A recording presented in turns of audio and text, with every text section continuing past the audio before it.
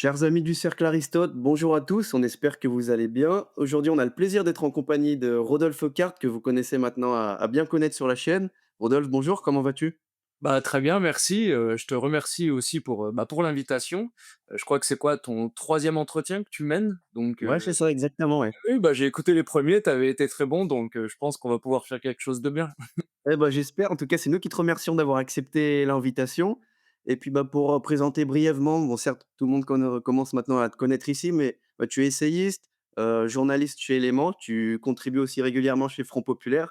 Et surtout, bon, en l'espace de quelques mois, tu as publié de nombreux ouvrages, trois en tout. Donc, tu as été particulièrement productif, notamment La menace néoconservatrice aux éditions La Nouvelle Librairie, Faire Légion chez Eteri, et puis dernièrement, De quoi Louis Sarkozy est-il le nom? Donc, aux éditions du Cercle, chez Perspective Libre. Donc aujourd'hui, on va traiter ces différents livres. Alors, petite exception, on mettra peut-être un peu de côté, De quoi Louis Sarkozy est-il le nom? Parce que, bah, le mois dernier, tu as donné une conférence, au Cercle à Paris justement, et qui est maintenant disponible sur la chaîne du Cercle Aristote. Donc, pour nos auditeurs qui seraient intéressés, on vous invite à la visionner. Et donc Bah, voilà, on va se concentrer d'ailleurs, sur si je les peux te couper, oui, rapidement, la vidéo marche plutôt bien en plus, il me semble, sur YouTube, plus donc de 10 000 vues, c'est ça? Mmh. ouais, ouais, assez content du résultat. Et puis, bah, je remercie aussi, tous les militants qui sont venus, lors de la présentation du livre, parce que c'est vrai qu'il y avait pas mal de monde, donc vraiment, merci à tous d'être venus. Bah, c'est très simple, à chaque fois que tu passes sur la chaîne, ça marche bien parce que je me permets de faire le rappel. Tu étais passé aussi pour, présenter, ton livre sur, la figure de Georges Sorel et aussi l'autre sur, la dialectique, les polémiques entre identitaires et souverainistes. Tu avais fait un entretien, 2 entretiens avec Pierre-Yves et ils avaient très, très bien marché. Je crois l'un était à plus de 30 000 vues. Donc pareil, si vous êtes intéressé, je vous invite, à aller les visionner et puis, bah, je te propose de passer directement au premier ouvrage. Si ça te va bien, la menace néoconservatrice, sous-titré «Une France et une Europe sous influence», donc publié aux éditions La Nouvelle Librairie. Question très simple déjà, qu'est-ce qui t'a amené à écrire ce livre? Et puis question un peu d'entrée de jeu, et un peu brute, comment peut-on définir le néoconservatisme? Ce qui m'a poussé surtout, à m'intéresser à la question, on va dire, géopolitique dans sa globalité, bien que je sois pas, un spécialiste, donc c'est pour ça que j'ai gardé une certaine humilité, pendant ce livre, parce que, oui, je suis pas un spécialiste, mais en tout cas, le phénomène m'a intéressé sur plusieurs points. Tout d'abord, disons que la géopolitique, c'est vrai que c'est une synthèse, on va dire, assez naturelle, à mon avis, des questions identitaires, des questions de souveraineté. Oui, Parce que les vrais, 2 enjeux de la géopolitique pour un pays, pour un peuple, pour une nation, c'est vrai, bah, c'est la question de l'identité avec la question du même et de l'autre. Donc tu vois, c'est un livre, d'ailleurs assez intéressant de Samuel Huntington. Samuel Huntington, on le connaît pour son livre «Le choc des civilisations» en 96, mais il a sorti, à mon avis, un livre qui est tout aussi intéressant, qui est «Qui sommes-nous?» Et à travers ce livre, Samuel Huntington se posait la question du devenir de la nation américaine le jour où la population WASP, donc vraiment la population qui est à la base de la, oui, de la construction de la nation américaine, bah, allait devenir euh, non pas minoritaire, mais en tout cas de moins en moins majoritaire aux États-Unis. Donc tu vois, la question du même et de l'autre se posait. Donc là, on est plutôt dans oui, l'aspect identitaire. Mais aussi, bah, bien évidemment, l'autre pendant de la question, à mon avis, de la stratégie militaire et de la géopolitique, bah, c'est la question de l'ami et de l'ennemi. Donc là, on est plutôt sur les thèses de Julien Freund, de Carl Schmitt, Schmitt. vraiment des thèses, bah voilà, mais qui va recouper tout un panel de disciplines. J'ai envie de dire la souveraineté alimentaire, la souveraineté énergétique, la souveraineté économique, ce genre de choses, la guerre économique. On peut d'ailleurs saluer les travaux de l'école de guerre économique qui fait vraiment des travaux très très intéressants à mon avis là-dessus. Et donc c'est vrai que bah, on va dire très naturellement, oui, la question géopolitique et la question géostratégique m'a tout de suite intéressé. Et elle m'a intéressé aussi d'un autre point de vue, c'est le point de vue, on va dire, plutôt du narratif médiatique qu'on a essayé de construire autour des deux conflits que j'analyse principalement, qu'est le Oui. conflit israélo-palestinien d'un côté et le conflit russo-ukrainien de l'autre. Donc voilà, c'est pour ça que j'ai essayé de m'intéresser à la question, en tout cas au traitement de la question de ces deux conflits géopolitiques à travers ce petit livre. Et bien évidemment, je me suis jamais départi de mon aspect un peu nationaliste français parce que justement, je pense qu'aujourd'hui, une partie du traitement narratif de ces deux conflits, notamment par les médias de grand chemin, bah, il va à l'encontre des intérêts français ou en tout cas des intérêts nationaux, à mon avis. Et c'est toujours l'intérêt de parler en tant qu'homme situé et justement donc tu reviens aussi sur, d'abord un peu la les origines, les racines de ce courant-là. On traitera ensuite dans une seconde partie les influences que cette pensée a sur le vieux continent et en particulier la France et bah, justement comment peut-on définir le néoconservatisme? D'autant plus que ces évolutions sont assez intéressantes parce qu'au début les néoconservateurs et tu le dis, ça va s'intéresser surtout aux questions de politique intérieure et étaient Exactement. issus de l'aile gauche sur le notamment l'aile démocrate et comment ont-ils, évolué pour passer à droite du spectre politique et notamment chez les républicains? Ah, là, tu as tout à fait raison, disons que dans les années, 50-60, vraiment les néoconservateurs à la base vont plutôt se concentrer sur, comment dire? Oui, les questions, de politique intérieure et Ouais. d'ailleurs les néoconservateurs, le premier âge parce que là-dessus, il faut aller lire, le livre de Justin Weiss qui revient sur les différents âges du néoconservatisme. Le premier néoconservatisme, c'est vraiment une opposition interne à la gauche américaine entre d'un côté les trotskistes et de l'autre côté les stalinistes. Et les Oui. néoconservateurs, en tout cas les premiers néoconservateurs, sont des trotskistes. Donc ils vont s'opposer justement euh, au stalinisme et donc par effet aussi à l'URSS.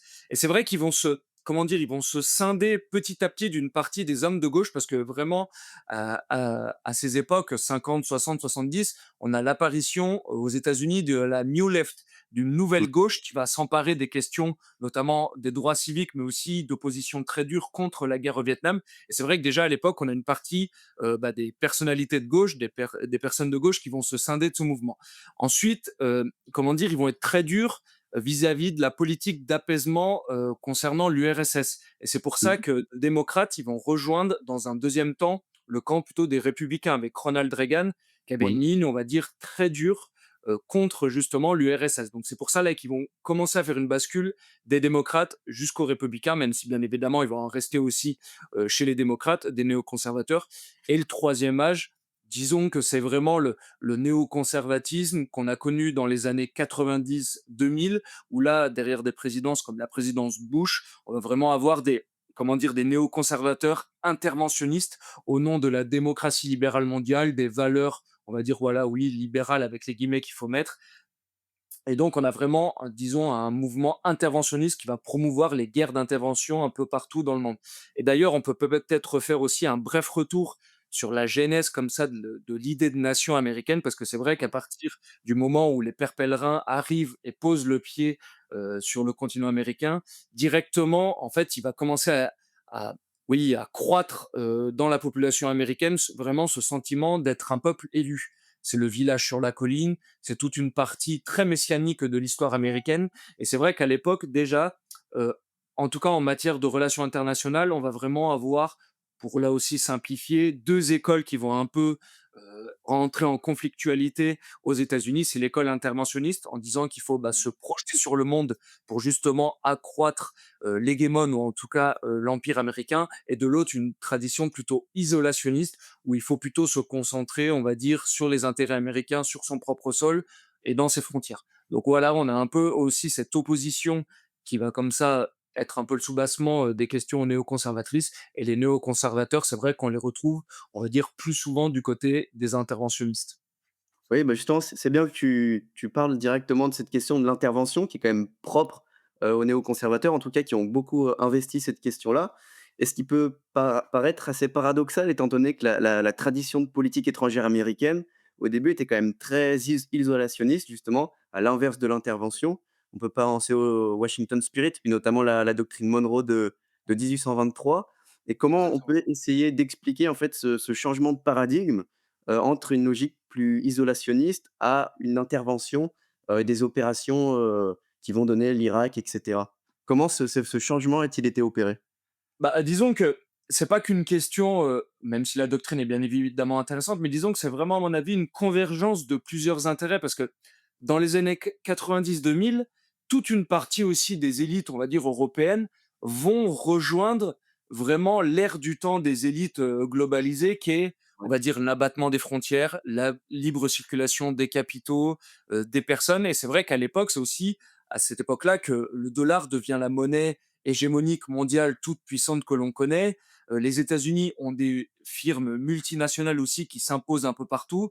Et donc, c'est vraiment un mélange un petit peu de plusieurs choses, où d'un côté, c'est vrai qu'on a un conglomérat aussi militaro-industriel qui va pousser justement à la guerre, à l'intervention, ce genre de choses. Mais Oui, j'ai même envie de dire que via les grandes ONG, via, la monnaie monde, en tout cas le dollar qui devient cette monnaie monde, via, les grandes multinationales qui commencent à se développer et en tout cas qui deviennent vraiment hégémoniques partout dans le monde, et ben, on a vraiment, comment dire, une ère du temps qui était propice, en tout cas, à cette expansion de l'impérialisme américain. Aujourd'hui, je pense qu'on est dans des logiques inverses. Je pense que Trump l'a particulièrement, comment dire, fait sienne, cette donnée, mmh, bien qu'il essaye aussi de s'en maintenir. On l'a vu, par j'espère exemple, bien. avec certaines déclarations vis-à-vis du Groenland, vis-à-vis du golfe de Panama, vis-à-vis aussi du Canada, ce genre de choses. Mais il n'empêche, je pense aujourd'hui qu'on est en train de basculer dans une nouvelle ère. Et ça, c'est peut-être une des thèses sur lesquelles on reviendra dans notre entretien, mais moi, je pense fondamentalement que le 21e siècle va être un 19e siècle inversé. Mais là aussi, on pourra peut-être revenir dessus, ensuite dans Ouais, notre, mais je crois justement que tu développes aussi cette thèse dans ta conférence sur, Louis Sarkozy, pardon. Et ben justement, tu me proposes une transition excellente pour revenir, plus sur l'actualité récente et notamment avec évidemment le second mandat de Donald Trump.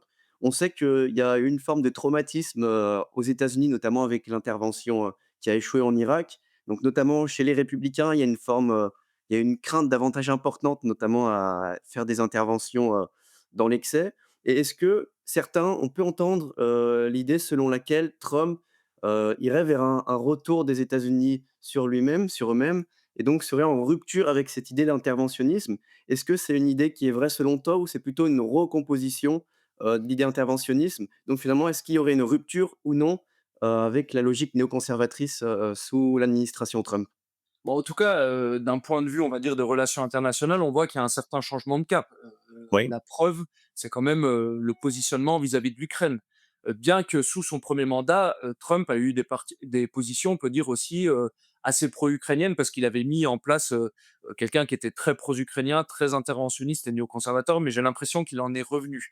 Mais, en tout cas, ce qui est vraiment intéressant dans ce second mandat de Trump, c'est que il s'est rendu compte, à mon avis, à la suite de son premier mandat, que en fait, il fallait, débarquer dans une logique populiste et Oui. nettoyer les écuries d'Augias.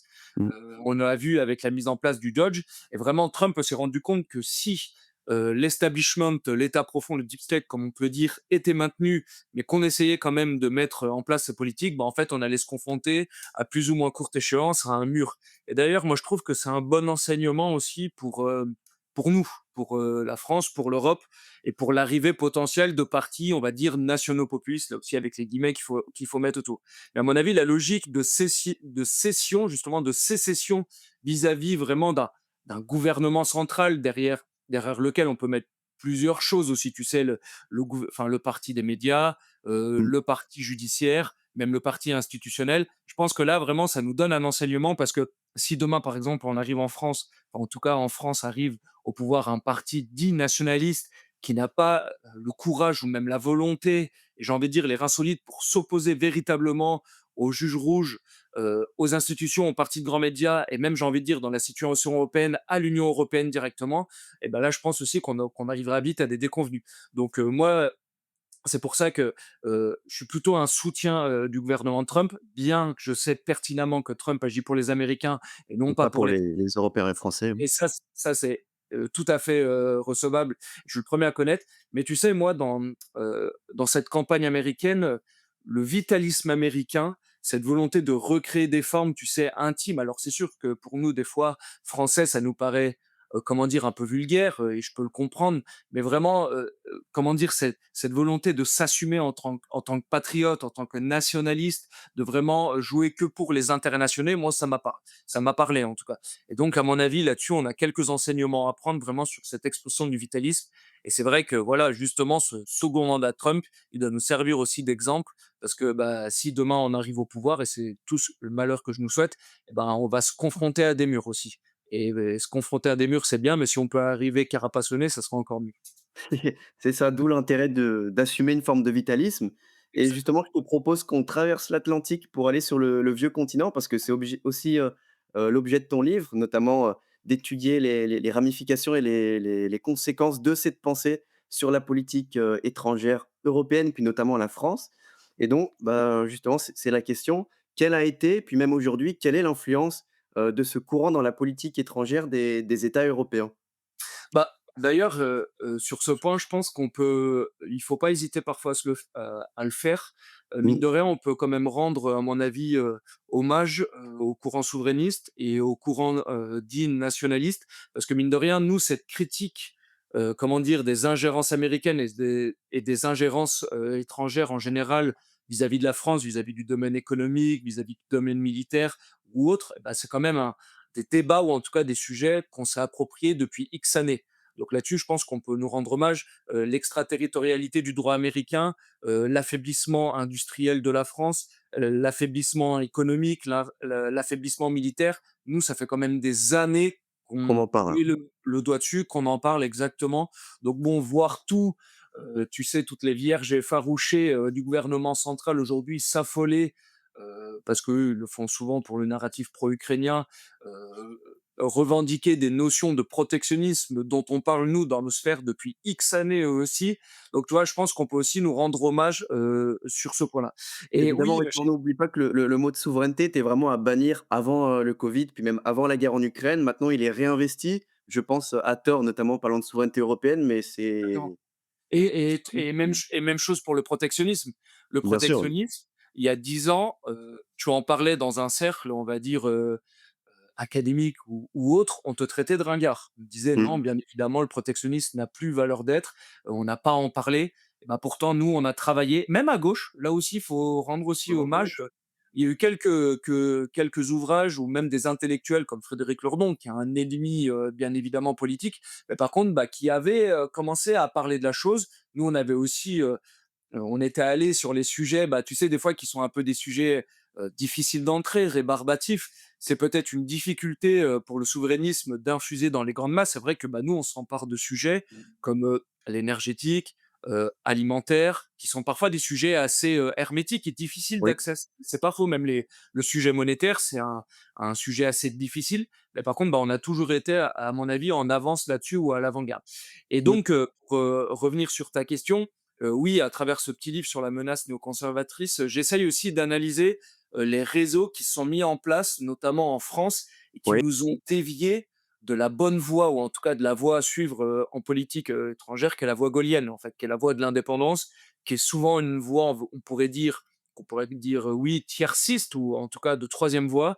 Et à mon avis, oui, on l'a vu à travers, par exemple, la mise en place d'institutions comme la French American Foundation, qui mmh. fabrique chaque année des young leaders ou en tout cas, des alumni, justement des relations pro-américaines, mais quand qui sont pas toujours, c'est vrai, mais qui sont souvent en tout cas des agents d'influence, parfois même inconscients de ce pouvoir, on va dire occidental, plutôt libéral et aussi acquis aux valeurs, oui, de la démocratie ou de ce genre de choses, même si derrière le mot démocratie, là aussi, il faut mettre pas mal de guillemets à mon avis. Mais Bien donc oui, sûr, on oui. a vu, des ramifications à travers certains événements géopolitiques qui ont justement imposé, on va dire, un narratif ou en tout cas un point de vue sur les questions géostratégiques européistes, otanien et aussi largement pro-américain et pro-atlantiste. Donc là-dessus, Et c'est justement, pour dresser un lien avec ton livre précédent, «De quoi, Louis Sarkozy est-il le nom?», est-ce qu'on peut dire que ce personnage-là, qui intervient de plus en plus dans les médias, est un relais américain et notamment est un relais pour cette pensée, la pensée néoconservatrice en France? bah, pour, revenir, rapidement, de manière bibliographique sur le personnage, il a fait une école, il est vrai, militaire américaine. Il Mmh, a la double nationalité aujourd'hui. D'ailleurs, petite anecdote, quand il rentre dans cette école, militaire américaine, il prend, le surnom d'Adams. Et pourquoi il prend ce surnom d'Adams? Parce que Adams renvoie à un personnage de jeu vidéo, en l'occurrence Medal of Honor, et ce personnage s'appelait Adam, c'était un GI américain. Donc là, tu vois, on voit un peu, comment dire, l'univers dans lequel il a baigné. Et c'est vrai que souvent, ces références, on va dire, intellectuelles, sont souvent des références du monde anglo-saxon. Il n'y a rien de mal à avoir des références du monde anglo-saxon, et il n'empêche, ça nous incline, ou en tout cas, ça nous met vraiment dans un certain dispositif. Et d'ailleurs aussi dans le livre, je reviens sur une description de ces tatouages qui est assez intéressante aussi, où par révélatrice. exemple, il a comme tatouage une scène de la Révolution américaine et une phrase du philosophe anglais John Locke. Donc tu vois, là aussi, ça nous renseigne un peu sur le personnage. Et d'ailleurs, c'est vrai qu'on retrouve chez lui tous les aspects, on va dire, du discours libéral conservateur qu'on retrouve à peu près partout chez les libéraux conservateurs européens. Un Oui, discours, on va dire, axé contre, la bureaucratisation d'État et le mammouth étatique. Donc là, limite, j'ai envie de dire même pourquoi pas, ça peut s'entendre tout à fait. Et mais aussi, par contre, derrière, on a aussi des positions très dures, tu sais, sur, la sécurité, sur l'immigration illégale, donc ce qui est pas non plus un défaut, mais aussi qui laisse une part belle à l'immigration légale. Là aussi, légal. on peut revenir sur ce sujet qui est un lieu de clivage, par exemple, aux États-Unis. Et ensuite, il est très pro assimilation dans le sens, oui, bah, si, on arrive, à faire la levée des drapeaux à toute une partie de la population, on arrivera à en faire des bons Français. Bon, malheureusement, je pense qu'on est arrivé à des tels niveaux de stock et de flux aujourd'hui que ça devient en tout cas de plus en plus compliqué. Donc la première différence et peut-être ce qui, démontre encore plus son caractère, on pourrait dire néoconservateur, c'est comme je te l'ai dit, sur les 2 sujets géopolitiques brûlants du moment, il a eu à chaque fois les positions néoconservatrices, Mmh, c'est-à-dire très pro État d'Israël, tu sais, avec sa fameuse sortie chez LCI qu'ils crèvent tous. oui. Là, Israël fait là-bas le travail que l'humanité ou pour l'humanité qu'il faudrait faire. Et de l'autre côté, une position pro-ukrainienne aussi relativement tranchée. Et Mmh, d'ailleurs, ce qui est intéressant, c'est que si il a pu se faire un partisan et un défenseur de Trump pendant la dernière campagne américaine, il y a eu une scission, justement, en tout cas, il a acté une scission avec Trump à partir du moment où Trump a renoué des relations, on pourrait dire, normales avec la Russie ou en tout cas des relations de dialogue, ce qu'il faut faire. En tout cas, en tant que réaliste politique, c'est absolument ce qu'il faut faire. Mais en tout cas, pour lui, ça a été vraiment un franchissement de cap. Donc là, on voit bien qu'au final, comment dire, le vernis a sauté et que le fond, à mon avis, est largement néoconservateur. et puis le divorce a aussi été largement consommé lorsque l'administration Trump a pris des politiques protectionnistes en matière économique, évidemment. Et Ouais. donc merci pour ces précisions. Dernière question sur, cet ouvrage consacré à la pensée néoconservatrice. Après, on passera sur le second ouvrage. Aujourd'hui, puis justement, bah, toujours en lien avec Trump, depuis que Trump est arrivé au pouvoir, il y a la petite musique en Europe qui revient sur la question de la défense européenne et on a un peu l'impression que l'Europe, en tout cas l'Union européenne, l'Union fédérale, intériorise la pensée néoconservatrice qui vient des États-Unis, s'autonomise par rapport aux États-Unis et la reproduit, seule, sans les États-Unis du coup. Est-ce qu'on peut dire que l'Europe fédérale, l'Union européenne, aujourd'hui, pratique, en tout cas adopte une politique étrangère inspirée du néoconservatrice? Bah, en tout cas, j'ai l'impression que le narratif ukrainien, ou en tout cas la guerre en Ukraine, est peut-être l'un des derniers enjeux qui va permettre, en tout cas, de bâtir cette Union européenne. On voit Mmh, aujourd'hui un taux de défiance record dans un certain nombre de pays. On voit même des manigances, on va dire, qui commencent à être un peu préoccupantes, comme le cas roumain, tu sais, avec l'annulation ouais. des élections. On Mmh, sait qu'il y avait eu aussi, pourquoi pas, ce projet lors euh, lors de l'AfD, lors, tu sais, il y a eu un congrès, de l'AfD où ils avaient fait intervenir Elon Musk et mmh. Thierry Breton, dès le lendemain, chez BFM TV, avait dit que si on avait pu annuler une élection en Roumanie, la veille, on pourrait très bien le faire Le demain recette. en Allemagne. Donc on voit vraiment que, l'Union européenne a manqué et je pense qu'elle a manqué à se créer, véritablement sur un enjeu ou une mythologie qui aurait pu faire cette union. Aujourd'hui, on voit que le va-tout est jeté sur la guerre en Ukraine. Il faut absolument que la guerre en Ukraine devienne le ciment de la Constitution européenne. D'ailleurs, entre nous, je trouve que c'est comment dire, une position assez égoïste et très non sincère, si je puis dire, envers le peuple ukrainien, pour le coup, parce que c'est vraiment en mode, bah, vous vous sacrifierez pour nous, pour que puisse faire sur votre cadavre notre union. Donc là, c'est vraiment une vision, à mon avis, très négative. Et c'est vrai que oui, on voit qu'ils lancent leur va-tout dans cette idée d'Europe de la défense. Et d'ailleurs, il y a quelques mois, quand on a commencé vraiment à parler de cette notion d'Europe de la défense, on l'a bien vu sur les réseaux, les nationalistes et les souverainistes ont dit d'emblée que ce serait une arnaque, un scam, tu sais comment on dit. Et d'ailleurs, on le voit de plus en plus à travers l'achat, notamment du matériel, bah, que ça confirme un peu ce qu'on avait dit. La Belgique a acheté des F-35, on voit que tout un nombre de pays continuent à acheter des F-35. Alors je sais aussi, je suis pas dupe, qu'on peut pas changer du tout au tout sur l'achat de matériel, mais on voit que, bah, mine de rien, bah, le seul pays qui continue encore majoritairement à nous acheter des Rafales, bah, ça reste l'Inde, même s'il y a quelques Grave. nations aussi européennes, comme par exemple la Grèce et la Serbie, il me semble, si je me trompe pas. En tout cas, on voit qu'en tout cas, cette Europe de la défense, elle était très bien sur le papier, elle était très bien dans la bouche des Européens européiste, mais par contre, vraiment dans la réalité des faits, elle mettrait, beaucoup de temps à faire et à mon avis, il faudrait justement pour les intérêts nationaux qu'elle ne se fasse pas. Et c'est ça, donc on voit bien que finalement les seuls intérêts, les seules réalités tangibles, c'est les coopérations entre États et c'est ça qui Oui. fonctionne Et et d'ailleurs, ce qui ne peut pas empêcher des coopérations entre États européens. Là aussi, évidemment, bien sûr. faut comprendre, c'est que si nous, on peut avoir un discours très critique sur, l'interventionnisme justement dans les nations, de la part de l'Union européenne, ce qui d'ailleurs n'empêche pas qu'on critique énormément nos élites aussi. Souvent, c'est un reproche qu'on me fait, on me fait: «Oui, vous les souverainistes, toi Rodolphe, en tant que nationaliste français, tu as toujours tendance à rejeter toute la faute sur l'Union européenne». Pourquoi pas? Il faut avoir un discours bien évidemment critique sur l'Union européenne, mais j'ai un discours largement plus dur ou même plus critique sur les élites proprement françaises qui nous ont trahis au nom des intérêts européens. Donc là aussi, c'est C'est un ça, oui. petit rectificatif Il qu'il n'y faut aurait faire, pas je d'Union européenne sans trahison des élites françaises. Bon, mais en tout cas, merci exactement. pour ce que tu penses que, bah, évidemment, la supranationalité est un élément clé pour comprendre le néoconservatisme. Je te propose qu'on passe maintenant au 2e ouvrage, Faire légion, parce qu'en réalité, il y a des liens, presque des liens organiques entre, tes 2 ouvrages. On pourrait dire que la pensée néoconservatrice est une critique de la politique d'hier et d'aujourd'hui, de ses influences étrangères et Faire légion, à l'inverse, se propose, comme une sorte de manifeste pour bâtir la politique de demain, puis même pourquoi pas dès aujourd'hui. Donc il y a un lien finalement assez important entre les 2 ouvrages et bah, justement donc Faire légion pour un réveil des autochtones, publié aux éditions Hétairie. Même question que tout à l'heure, qu'est-ce qui t'a poussé à écrire ce livre? Et puis surtout, pourquoi ce titre, Faire légion? Bah, merci pour ta remarque parce que tu as vraiment pour le coup, tu m'as un peu dévoilé et c'est vrai que oui, heu, même moi je m'en suis rendu compte après, mais il y a un certain fil conducteur à travers, mes ouvrages. Le premier, comme on l'a mentionné au début de notre discussion, Georges Sorel revenait sur la notion de mythe mobilisateur. Qu'est-ce qui nous met en marche? Et donc à travers ce mythe légionnaire que j'essaye, de dessiner dans ce livre, c'est vrai que, bah, je retombais un peu sur ce livre.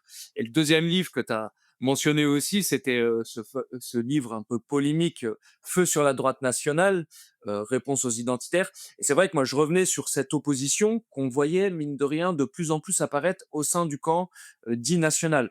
Il y avait les questions économiques, où on voit des approches, on va dire, différentes parfois entre les souverainistes et les identitaires. Des questions aussi géopolitiques, donc les deux conflits dont on vient de parler juste avant, et bien sûr la question de l'Union européenne.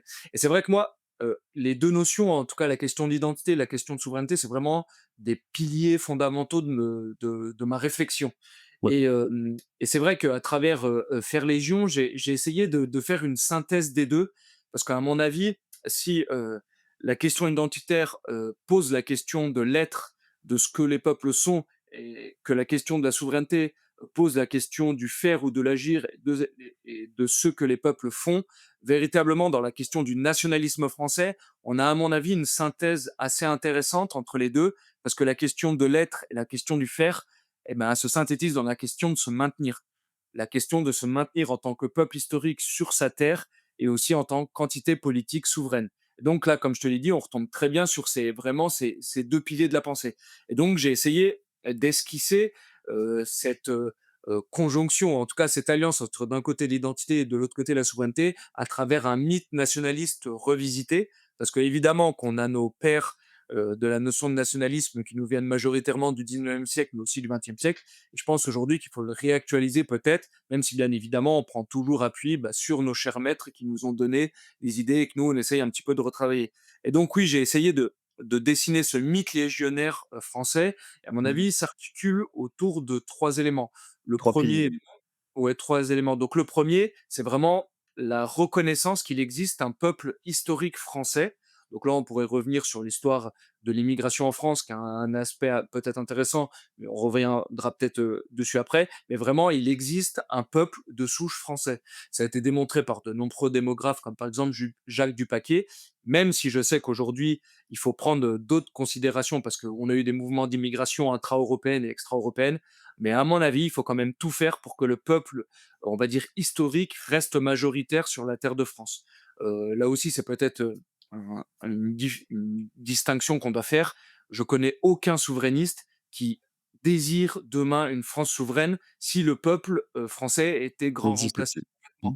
il y a vraiment aucun souverainiste qui tient cette doctrine. Et d'ailleurs, s'il tenait cette ligne, ça serait un contresens direct avec l'idée de souveraineté, parce qu'aujourd'hui, on s'est rendu compte à travers différents événements que si la composition d'un peuple change trop, via notamment la constitution de diaspora sur son territoire, évidemment que ça va jouer sur des aspects de sa souveraineté, notamment vis-à-vis de la politique étrangère. Par exemple, tu te souviens, en 2020, on a eu des tensions en mer de Méditerranée entre la Grèce et la Turquie, et le seul pays qui s'est porté caution ou en aide à la Grèce, c'était la France. Le grand absent, c'était bien évidemment l'Allemagne. Alors, il y a des questions militaires aussi, mais par contre, bah, évidemment que quand on a une diaspora turque aussi importante dans un pays, notamment l'Allemagne, bien évidemment que ça va jouer sur sa politique étrangère. Donc c'est pour ça, là aussi, c'est un faux débat. Évidemment que les questions de changement de peuple, démographique, d'origine et de composition de son peuple, évidemment qu'elles doivent être prises en compte par les souverainistes et que les souverainistes les prennent en compte. Et c'est Ensuite, justement ce qui permet de faire un lien avec le 2e pilier du mythe que tu proposes d'établir, avec la question parce que s'il y a une substitution de peuple, il y a aussi une perte de l'esprit porté par la nation. Il me exact. semble que c'est le second pilier que tu développes. Ouais, c'est la question de l'esprit et de l'idée. C'est vrai qu'au 19e siècle, quand les nations européennes, prennent corps, on va dire, Mmh. elles vont toutes se construire selon une certaine idée qu'elles se font d'elles-mêmes. Les Allemands vont, par exemple, beaucoup l'axer sur la notion de germanité. On peut Mmh. même, revenir sur les discours de Fichte, par exemple, tu sais, en Oui. opposition à Napoléon, discours à la nation allemande. Et c'est vrai que chaque nation va faire, un petit mélange pour essayer de trouver vraiment l'intime qui le différencie des autres nations européennes, même si bien évidemment il y a des parentés communes, ça c'est certain. On peut revenir sur la composition de peuple, sur l'ethno-linguistique, ou même sur la question de la composition sociale, le soubassement, tu sais, avec la trifonctionnalité, ce genre de choses. Mais par contre, chacune des nations va essayer de déterminer, ou en tout cas de décrire un petit peu ce qui la caractérise, ce qui lui est intime, et ce qui la différencie des autres peuples européens. Et donc là, on est plutôt dans l'idée. Et cette idée, je pense en France, modestement, bah, c'est vraiment l'idée d'indépendance, de liberté, de souveraineté. Et là-dessus, nous qui sommes, comment dire, une nation, heu, pour laquelle l'idée justement est peut-être un peu plus antérieure que d'autres nations européennes, je pense par exemple à l'Italie. C'est vrai que nous, on peut par exemple, enfin en tout cas, elle commence à mon avis à se sécréter au moment, de la dynastie capétienne, à partir du 10e siècle. Et on va voir que la dynastie capétienne va se construire sur la notion de nation et contre, on va dire, 2 grands ennemis de l'époque, qu'est le Saint-Empire romain germanique d'un côté et de l'autre côté l'Église, ce qui va L'église. nous donner aussi la tradition du gallicanisme. Et donc vraiment, il y a cette volonté de s'opposer à 2 puissances impériales à l'époque, pour justement avoir une certaine indépendance. Donc là, à mon avis, c'est vraiment l'idée qui est consubstantielle à notre peuple en tant que Français, c'est l'idée d'indépendance et de souveraineté. Et donc, tu D'accord. vois, cette idée d'indépendance et de souveraineté et de liberté, bah, nous renvoie aussi directement à la question du peuple. Parce que demain, comme je l'ai dit, si on a des diasporas trop importantes d'origine étrangère sur notre peuple, est-ce que ça va pas influer sur notre souveraineté? Et le troisième point, à mon avis, qui est fondamental, c'est la notion de territoire, d'enracinement. Parce que aussi, la nation française, c'est une nation qui s'est construite à travers des batailles, à travers une défense de ses intérêts. Et on peut le voir depuis les champs cataloniques, en passant par Vauban, par Jeanne d'Arc, même si Jeanne d'Arc est avant Vauban, et jusqu'au général de Gaulle, il y a vraiment à chaque fois cette idée d'un peuple identitairement constitué qui va se défendre contre des étrangers, ou en tout cas contre des peuples, ou en tout cas des belligérances extérieures. Donc là, à mon avis, c'est aussi intéressant. Donc les 3 piliers du mythe légionnaire, je l'axe vraiment sur la volonté de maintenir un peuple historique majoritaire sur sa terre, une idée consubstantielle d'un peuple qui est l'idée de liberté, de souveraineté et d'indépendance, et le troisième point qui est vraiment la question du territoire, la protection de nos territoires. Et c'est vrai que cette notion de protection de nos territoires, même si à l'époque elle était plutôt guerrière, aujourd'hui on peut l'ouvrir à tout un panel. On peut Oui, l'ouvrir aux justement, questions c'est la culturelles. question que j'ai voulu te poser, hier pour défendre le territoire. On avait besoin évidemment du rôle de Jeanne d'Arc, on avait besoin des forteresses Vauban, sur les frontières nationales. Aujourd'hui, avec les enjeux du 21e siècle, comment peut-on défendre le territoire? Quelle forme cela peut prendre? Bah, justement, là, si on était plutôt à l'époque, sur des questions d'envahissement territorial, ce genre de choses, si tu veux, moi j'ai envie aussi que se développent des forteresses Vauban pour défendre, notre domaine industriel, Mmh. notre domaine économique, nos intérêts financiers, notre patrimoine aussi, alimentaire, ce genre de choses. Heu, L'idée de forteresse et de protection, c'est pour ça que le protectionnisme, c'est une notion que j'aime tout particulièrement, parce qu'à mon avis, elle peut pas s'arrêter qu'au domaine économique. Bien Bien sûr, évidemment, ouais. le domaine économique, c'est souvent, en tout cas le bout par lequel on va le prendre, mais à mon avis, il faut tout aussi établir la notion de protectionnisme culturel, de protectionnisme, on pourrait même dire ethno-culturel, tu vois? Vraiment de défendre, comme ça, un noyau central, un noyau, disons, inattaquable, en tout cas qui nous permet de conserver notre identité, même si bien évidemment, l'identité, elle est aussi en mouvance, elle change, elle se transforme avec les apports extérieurs ou même le rejet des extérieurs, bien évidemment. Mais par contre, à mon avis, il faudrait vraiment développer un esprit de la résistance, un esprit à la Vauban, justement, et d'une volonté de protection de nos intérêts dans tous ces domaines. Parce que comme tu le dis, les domaines, ils sont parfois immatériels, mais à mon avis, ils sont tout aussi importants. Et oui, là-dessus, il faudrait développer un peu une doctrine du protectionnisme généralisé. Et d'ailleurs, au 19e siècle, quand le protectionnisme se développe en Europe, on voit que ce n'est pas justement qu'une théorie politique. C'est aussi une montée de l'éducation, parce qu'il y a un protectionnisme culturel. Il y a aussi un protectionnisme pour avoir, comment dire, une émergence du sentiment national. Donc, tu vois, ça aussi, ça a, comment dire, embrayé sur d'autres effets. Donc là, oui, cette notion de protectionnisme, elle est particulièrement intéressante dans les années à venir, à mon avis. Et pour revenir sur la question de l'État, parce qu'au cercle Aristote, on propose, en tout cas, on essaye de centrer et d'axer notamment notre réflexion sur le rôle de l'État. Dans l'État légionnaire, quel rôle doit occuper l'État? Est-ce que justement la Légion doit venir, s'opposer à l'État qui aurait failli à sa mission de servir l'intérêt général? Ou au contraire, c'est à l'État d'avoir un rôle, disons, plus stratège et donc de s'occuper de toutes ces questions-là? En fait, aujourd'hui, la critique sur un État surveillance, sur un État enfin, qui va Regarde. spoiler les gens, c'est un mot anglais, mais qui va, comment dire, leur faire vivre un enfer fiscal, notamment, aux actifs et aux jeunes de notre génération. Moi, c'est des critiques que je reçois tout à fait. Et il faut s'opposer justement à une volonté de mettre l'État partout, où il n'a pas lieu d'être, en fait. Là, dont acte, il y a aucun problème là-dessus. Mais par contre, la notion d'État, elle est quand même relativement consubstantielle à la constitution de l'idée de nation en France. C'est vrai que l'État a une place particulièrement importante chez nous et justement, le rôle à mon avis des nationalistes français et même des souverainistes, c'est de restaurer une vraie vision de l'État qui soit vraiment une vision, heu, au service de l'intérêt commun, de ce genre de choses. Et d'ailleurs, dans mon livre, j'essaie toujours de faire une approche théorique et une approche, on va dire, plus pragmatique, plus réelle. C'est vrai qu'une approche, théorique, moi je suis par exemple pour un État, comment dire, désenclaver des intérêts financiers ou en tout cas des intérêts, on va dire, privés qui peuvent la menacer, notamment via la prédation sur nos biens, tu sais, les biens nationaux, ce genre de Mmh. choses, parce que là aussi, il y a un véritable scandale. Et d'ailleurs aussi sur la vente à la découpe de la France, sur nos industries. Là, on a besoin d'avoir une économie ou, excuse-moi, un État protecteur. Et d'ailleurs, tu sais, l'État, faut pas se voiler la face, il est aussi, un, comment dire, introduit dans l'idée de la société ou en tout cas dans la vie de la société aux États-Unis qu'en Chine. Alors sous différentes formes, bien évidemment, mais par contre, l'État, t'inquiète pas que s'il y a une entreprise stratégique aux États-Unis qui doit ou qui est rachetée par un étranger, t'inquiète pas que l'État américain va quand même mettre en place des solutions pour la défendre. Mmh. Donc tu vois, même j'ai envie de dire que nous, euh, si les autres États, en tout cas en dehors de l'Europe, ont conservé vraiment une vision stratégique de défense des intérêts, on voit qu'aujourd'hui, nous, partout en Europe, on est vendu à la découpe. Par exemple, regarde les intérêts chinois, enfin l'intérêt des Chinois sur nos ports et nos routes stratégiques et logistiques notamment. C'est véritablement intéressant parce que tu vois que toute une partie des ports européens, Vido Ligure en Italie, le port du Pirée en Grèce, Anvers, Le Havre ou Valence par exemple, il y avait véritablement une prédation des nations pour mettre la main dessus parce que évidemment que c'est très important d'avoir la main sur les flux et sur les points de passage.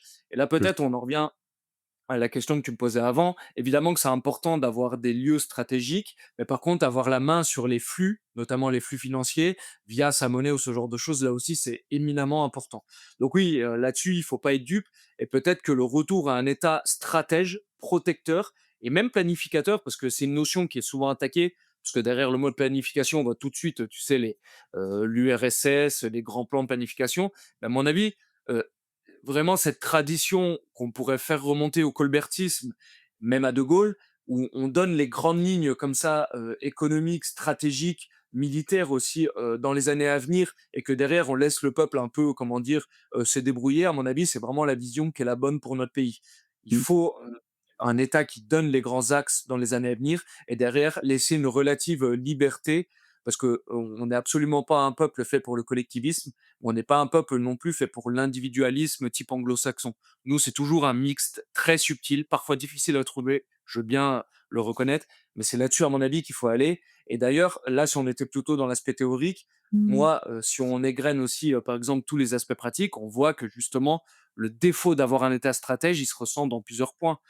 Tu prends par exemple le cas de la santé. On voit qu'aujourd'hui, une grande majorité de nos médicaments sont fabriqués à l'étranger. Et on s'en est rendu compte, par exemple, aussi au moment du Covid, qu'on était incapable de produire nos propres masques.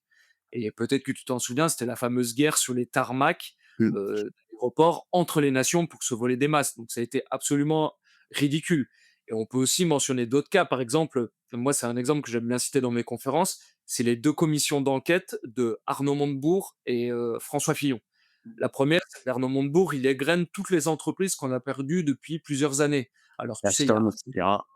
voilà, Péchinet, Lafarge qui a été vendu à des Suisses, il y a pas si longtemps que ça, même Alcatel, qui est un exemple aussi, très intéressant. Il explique justement tout ce tissu industriel qui avait constitué la France et bah, qu'on a perdu.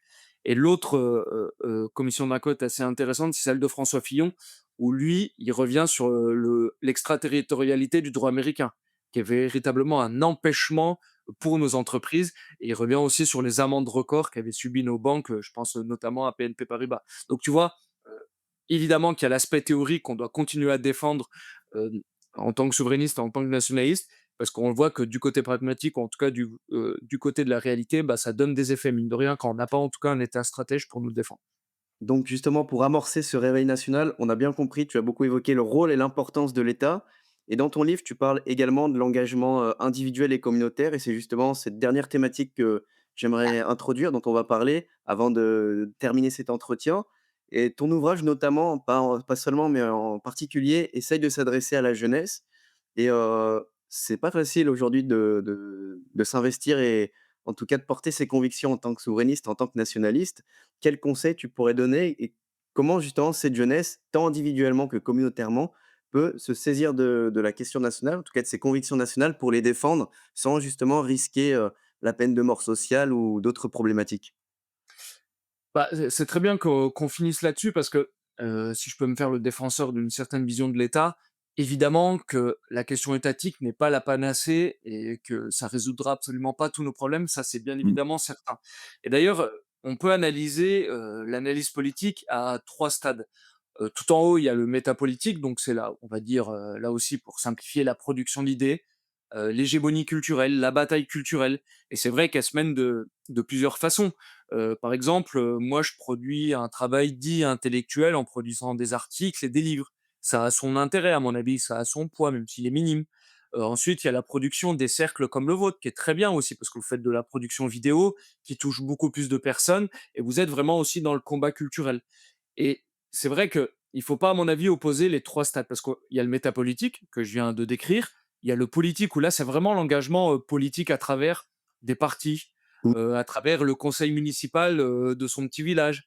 Et ça, c'est vraiment un engagement aussi très intéressant et qui est aussi ingrat. Pour le coup, c'est vrai que, bah, un conseil municipal, on y passe du temps, on va parler de questions parfois futiles, mais à mon avis, c'est très important aussi de mettre des gars de chez nous à ces postes parce que souvent, c'est des postes de décision dont on ressent des effets directs au sein de son petit village ou au sein de sa ville. L'importance de la vie locale, oui. Mmh. Exactement, exactement.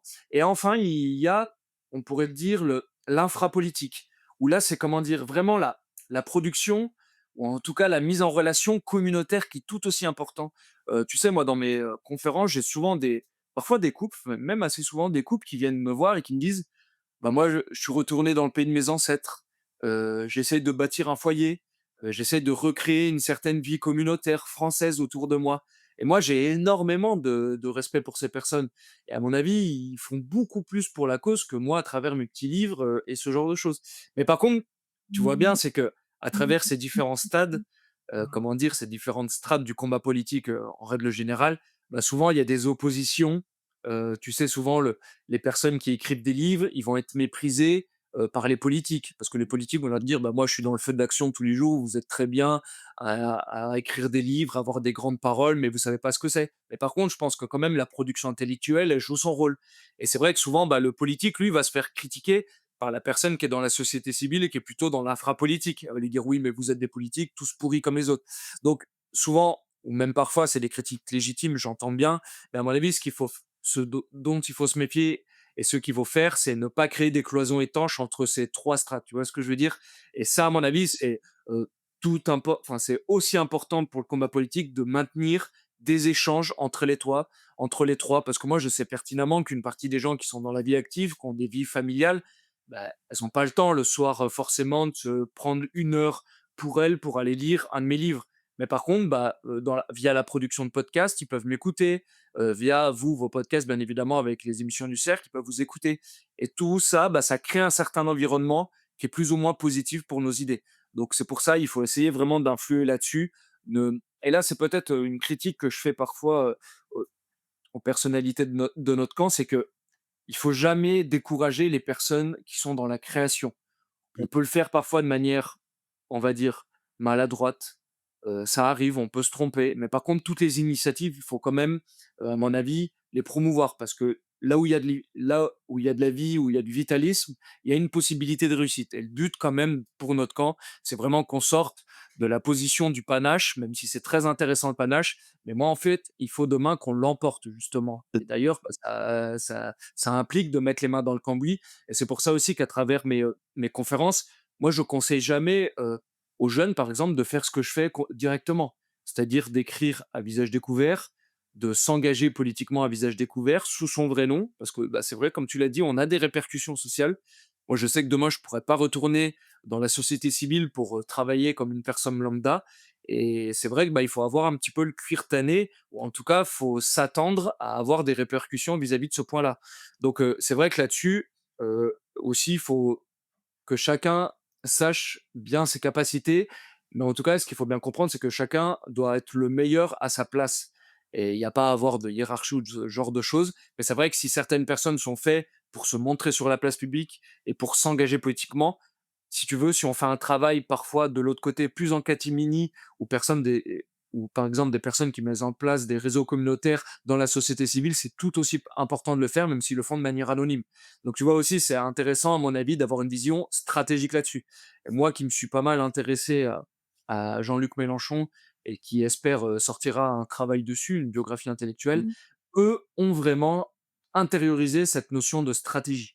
Et c'est une notion, à mon avis, qu'on doit développer de plus en plus dans les années à venir parce qu'il faut qu'on ait une stratégie pour accéder au pouvoir et une fois qu'on est au pouvoir aussi pour s'opposer aux forces qui essayeront de nous brider si on a la volonté justement d'imposer une véritable politique nationaliste et patriote en France. Bah, en tout cas, nous, au Cercle Aristote, on salue ton engagement et ton investissement pour la cause nationale et puis surtout, on suit de près, l'ensemble de tes publications et de tes travaux et tu as parlé justement d'un ouvrage sur Mélenchon, ça sera ma dernière question. Quels sont tes prochains travaux, tes prochaines publications et projets? Bah, justement, j'ai, terminé actuellement un travail, on va dire, une biographie intellectuelle sur Mélenchon pour, en fait, si tu veux, tous les écrits, disons de droite, qui s'intéressaient au cas Mélenchon, là aussi sans aucun, orgueil, disons que je les trouvais souvent un peu superficiels. Mmh. Moi, j'ai vraiment essayé de m'intéresser au personnage parce que déjà, le personnage m'intéressait et c'est vrai que j'ai essayé vraiment de décrire ou en tout cas d'essayer de déterminer sa pensée profonde, même si là, ça peut paraître un peu grandiloquent comme je dis. Et donc je me suis vraiment intéressé à lui, j'ai lu, quasiment tous ses livres, j'ai écouté, X heures, ses entretiens, j'ai lu, son blog, ce genre de choses et j'ai essayé de déterminer à travers différents portraits, comment dire? Une biographie intellectuelle de Mélenchon, donc ça, c'est un travail que j'ai fini, que j'essaye de sonder un peu si ça peut intéresser différents éditeurs. Donc ça, normalement, c'est un travail qui devrait sortir sous peu, peut-être à la rentrée, si tout se passe bien. Et ensuite, là, un autre travail qui me prend pas mal de temps, c'est que j'essaye de dessiner, toujours en continuité de mes précédents ouvrages, comme tu l'avais très bien dit, parce que c'est vrai qu'il y a toujours un peu un fil conducteur entre mes ouvrages. Là, j'essaye vraiment de de décrire une vision doctrinale illibérale dans les années à venir pour la France. Parce qu'à mon avis, vraiment l'enjeu, un des enjeux en tout cas, notamment au sein de la droite, sera une opposition entre les libéraux et les illibéraux avec tout ce que ça implique derrière. Et donc c'est pour ça que, l'ouverture du deuxième mandat de Trump, elle est assez intéressante parce qu'à mon avis, elle nous ouvre une perspective et je reviendrai à travers ce livre, dans cette, enfin en tout cas, dans cette thèse, dont on a parlé au début de notre discussion, où je dis que le 21e siècle est un 19e siècle renversé. Parce que là, ce qui me différencie, de différents penseurs, on va dire de droite, c'est que je ne pense pas que notre archaïque soit dans le Moyen Âge ou dans l'antique, même si bien évidemment il y a des éléments à reprendre, à s'inspirer et qui nous influencent encore. Mais je pense que notre vrai archaïque aujourd'hui, il est au 19e siècle. Donc c'est pour ça qu'il faut bien comprendre ce siècle pour comprendre les enjeux de demain. Donc voilà, c'est un peu les 2 travaux sur lesquels je travaille actuellement. Très bien, en tout cas, nous, on va suivre ça de près. On te remercie, déjà d'avoir accepté l'invitation, d'être venu Ah, sur la merci à chaîne vous, Découverte. merci à vous. Merci beaucoup Rodolphe et puis donc je rappelle les 3 ouvrages: La menace néoconservatrice, Faire légion et puis évidemment De quoi Louis, Sarkozy est-il le nom? Aux éditions Perspectives Libres, conférence que vous pouvez retrouver sur la chaîne du Cercle Aristote. Merci à beaucoup pour, avoir visionné cette vidéo. N'hésitez pas à vous abonner, puis à partager la vidéo, suivre aussi Rodolphe Cart sur ses différents réseaux sociaux et puis, on va se retrouver pour une prochaine conférence. Au revoir. Au revoir. Chers camarades, si tu veux plus de contenu, de réinformation, d'éducation populaire et de formation intellectuelle, n'hésite pas à faire un don sur notre page Tipeee.